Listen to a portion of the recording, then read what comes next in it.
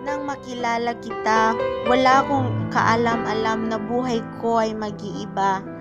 Mag-iiba dahil minahal pala kita higit pa sa inaakala. Ang pag-ibig natin ay minsan lang nangyayari sa buhay ng isang tao sa libo-libong pagkakataon. Ito'y hindi ordinaryo, kaya ito'y minsan hindi maintindihan, hinuhusgahan, mahirap man ay piniling pasukin dahil sa katagang mahal kita. At sa mga panahong nandito ka sa aking piling, wala na akong ibang mahihiling.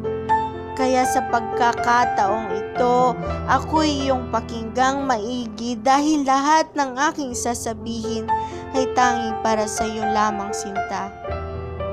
Mula sa pagdating sa buhay ko, naging kaklase at naging kaibigan, karamay hanggang sa ikay naging kasintahan.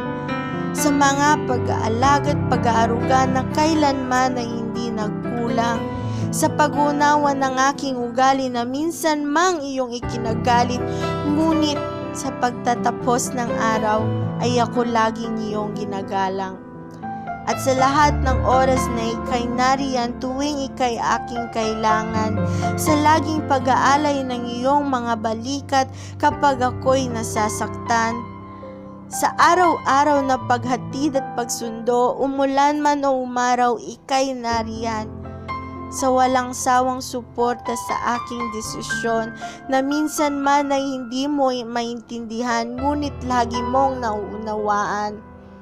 Sa pagpapakilala sa akin sa iyong pamilya, kaibigan, katrabaho, at kung sino man na iyong pinapahalagahan. Sa pagkikinig sa aking mga kwento, kahit na minsan paulit-ulit ito. Sa pagiging tapat kahit na mas maraming maganda, sexy at kaaya-ayang babae sa paligid, ngunit ikaw pa rin ay akin at ako pa rin sa iyo.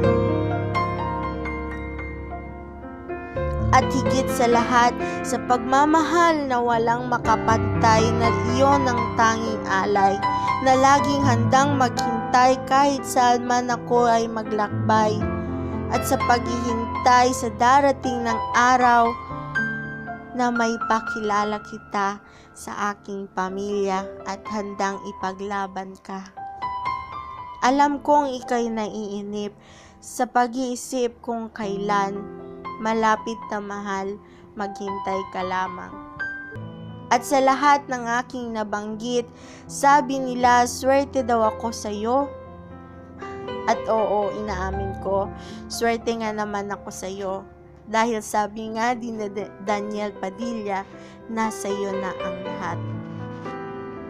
At sa mahigit na 4 na taon na ikay nasa aking piling, ang tangi ko lang masasabi na gustong-gustong sabihin ng aking mga labi. Ito ay ang mga katagang.